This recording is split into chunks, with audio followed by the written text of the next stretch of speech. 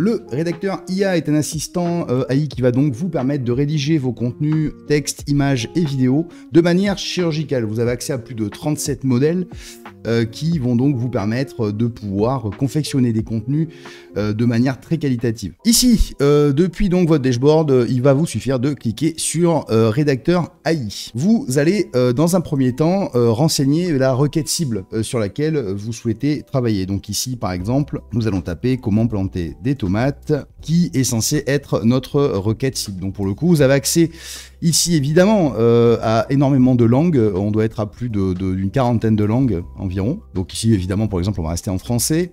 Ensuite, on va cliquer donc sur suivant.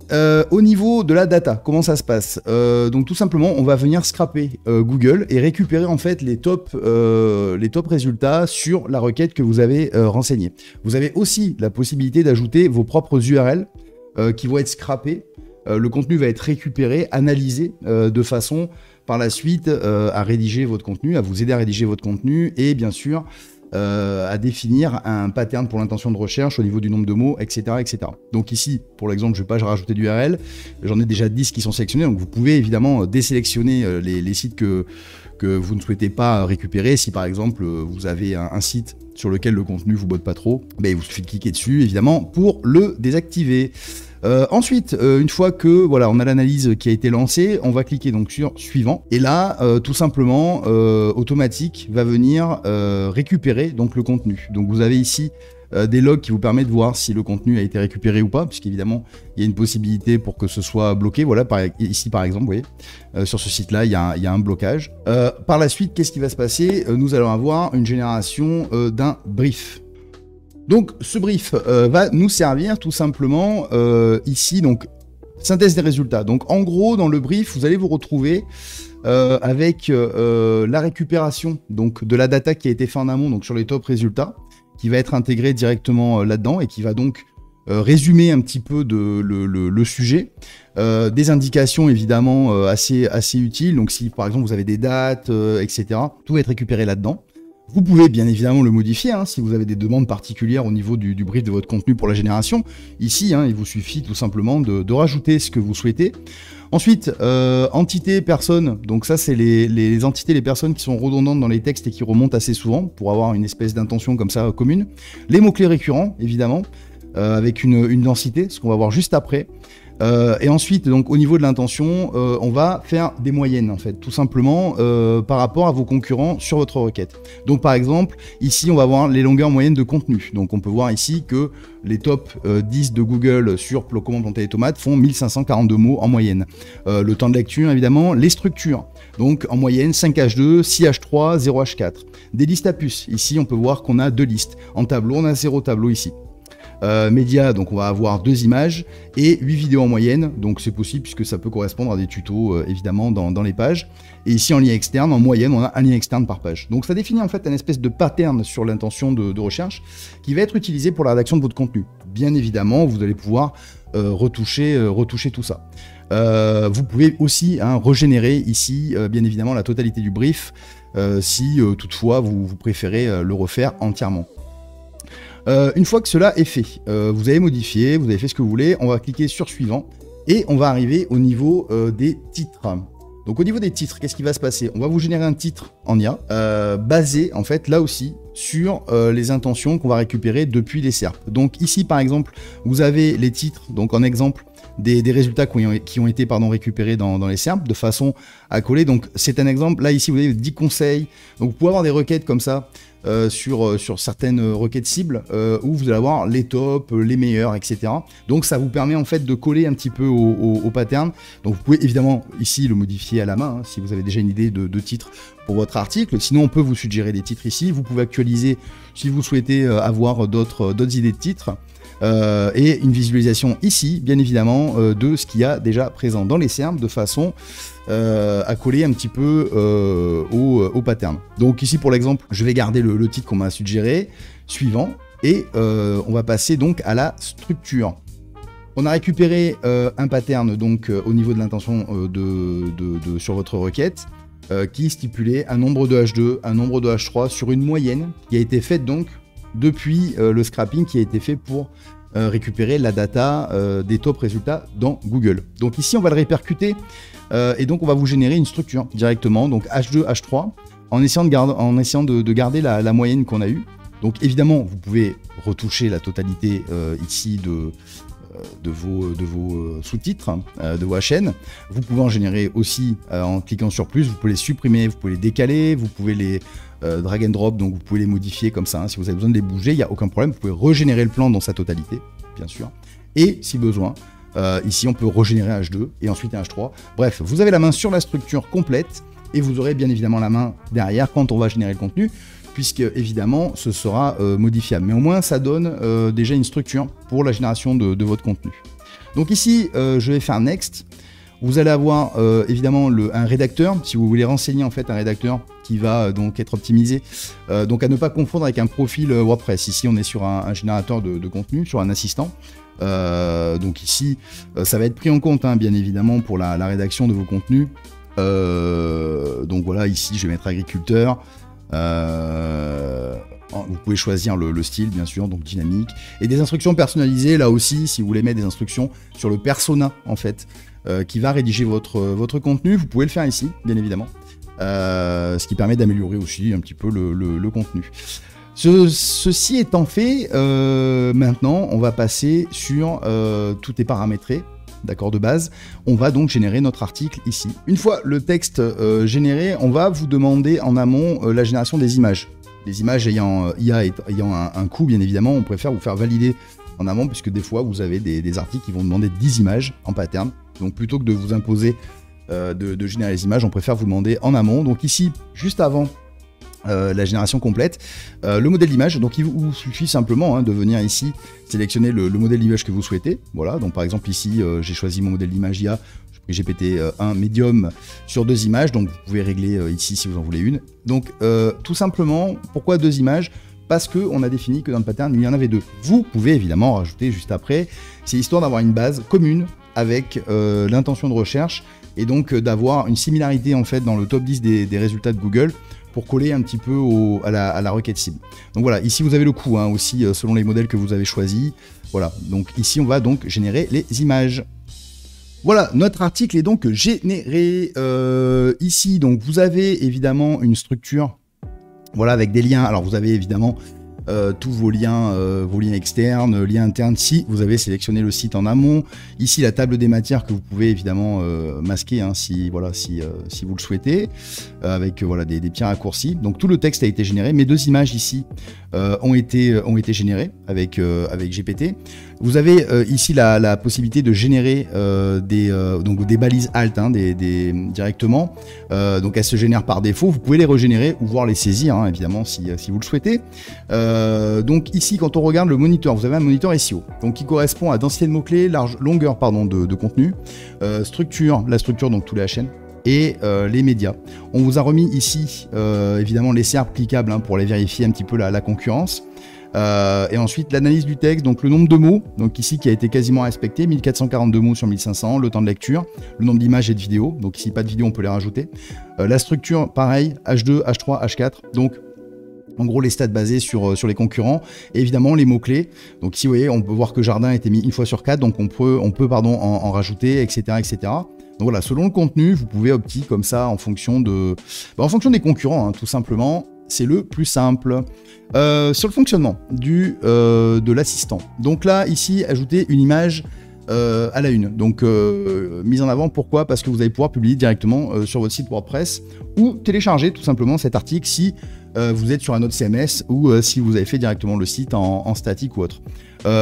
Donc ici, la barre d'outils classique, évidemment, hein, du Weezing. Donc ça, vous connaissez. Je vais générer une image à la une. Donc soit je peux rajouter une image ici en passant par des banques d'images type Unsplash, Pixabay, etc. avec une simple recherche, ou ici je vais pouvoir générer.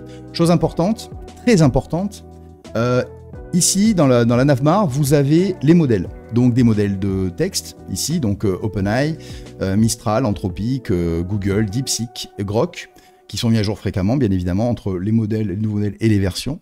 Et pareil, au niveau des images, donc OpenAI, Stable Diffusion, Ideogram, Flux, et Grok aussi, avec Grok 3 qui va arriver prochainement. Vous pouvez en cours de rédaction, changer de modèle. Ça, c'est assez intéressant, notamment par exemple pour les images.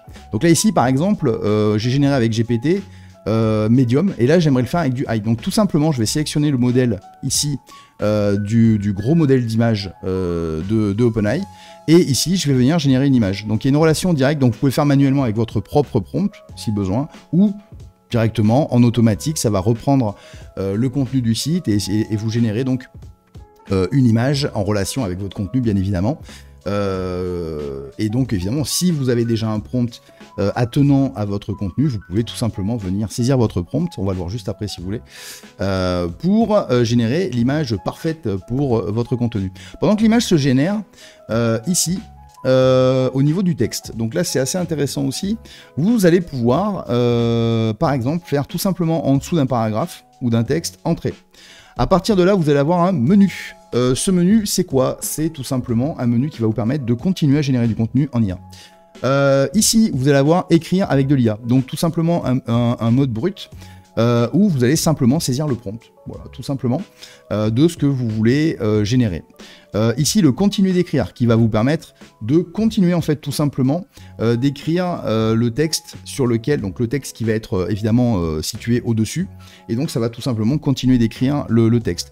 La génération d'un paragraphe supplémentaire, donc qui va être en relation, c'est-à-dire que vous allez avoir du texte en dessous et du texte au-dessus, tout ça va être pris en compte évidemment pour la génération de vos contenus, pour tout type de génération, de façon à avoir évidemment une relation directe avec le contenu que vous allez générer, sinon ça n'a aucun sens. Voilà, l'image s'est générée ici, vous pouvez cliquer dessus, je vais aller hop, fermer ça, voilà, vous pouvez cliquer dessus, donc là pareil, hein, le texte alternatif, vous pouvez le modifier. Là ici par exemple, l'image n'est pas top, donc on peut la régénérer ou override directement avec des banques d'images si besoin, ou la reprompter, etc. Il n'y a aucun souci, voire la supprimer. Bon, pour l'exemple, on va laisser ça. Ensuite, vous pouvez générer une section complète, donc avec des HN, etc. Donc là, vous pouvez faire des gros pavés. Là aussi, toujours en relation, évidemment, avec, bien sûr, le contenu.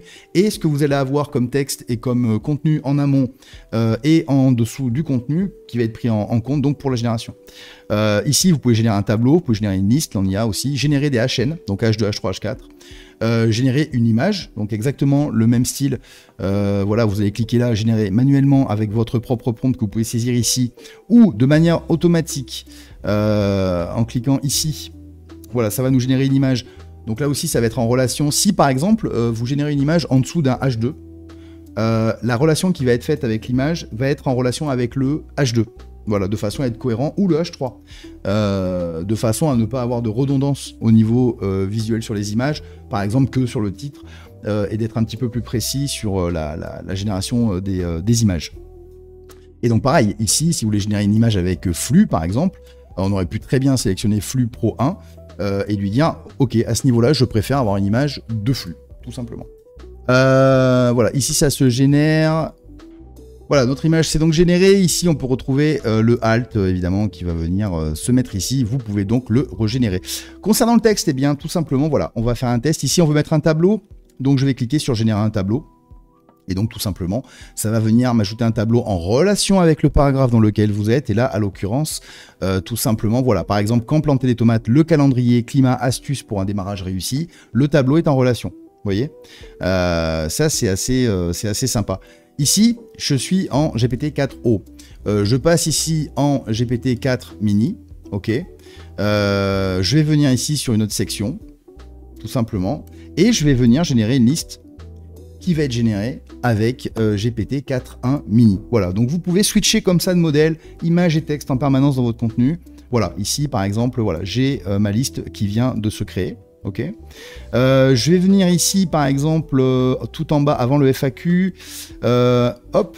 Et j'ai envie de continuer, tout simplement, pour avoir un texte un peu plus long, admettons. Je vais générer une section complète. Ce qui va, en fait, donc pareil, tout le texte va s'envoyer pour avoir un contexte, en fait, tout simplement. J'ai sélectionné GPT-4.1 mini. Voilà, j'aurais pu prendre Mistral, j'aurais pu prendre Claude 3.7, j'aurais pu prendre n'importe quoi. Et voilà, ici, comme vous pouvez le voir, on s'est généré une petite section en plus. Voilà, toujours sur la suite en fait, sans avoir trop d'anomalies évidemment du contenu pour que ce ne soit pas du grand n'importe quoi. Voilà en ce qui concerne donc les textes. On peut aussi bien évidemment, alors peut-être pas ici, on va le mettre, voilà, entretenir, ici sur un H2 admettons. Ajouter une vidéo YouTube, donc manuellement, vous mettez le lien tout simplement et ça s'ajoute, hein, là, rien de magique. Sinon, vous pouvez le faire automatiquement, donc pareil, on va aller récupérer la thématique et on va venir vous ajouter une vidéo YouTube en relation, entretenir ces plants de tomates, arrosage, taille, récolte sans maladie, voilà, semis de tomates, ma production, etc. Donc on a une vidéo YouTube qui est donc en relation. Voilà, pour ce qui est donc de la gestion de contenu, bien évidemment, vous pouvez l'adapter à votre stratégie.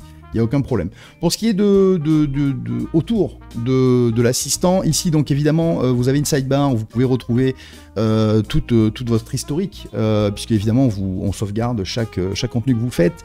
Donc vous allez pouvoir venir retoucher tous vos contenus, ça c'est pas mal. Ici, vous pouvez donc régénérer la totalité du contenu si besoin.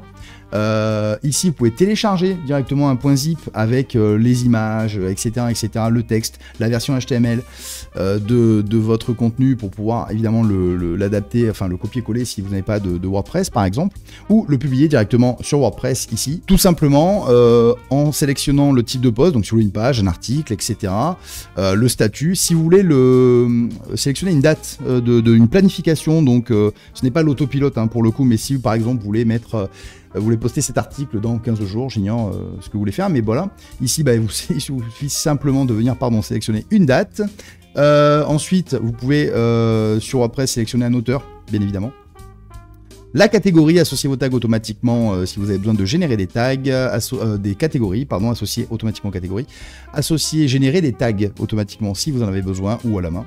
Et ici, évidemment, les balises SEO automatiquement. Si vous avez Yoast SEO, SEO Press, Rank Math, il y a une détection qui est faite de manière automatique et vous pouvez donc générer un titre ici ou une balise description et ensuite tout simplement publier depuis le dashboard et ça viendra se poster sur votre site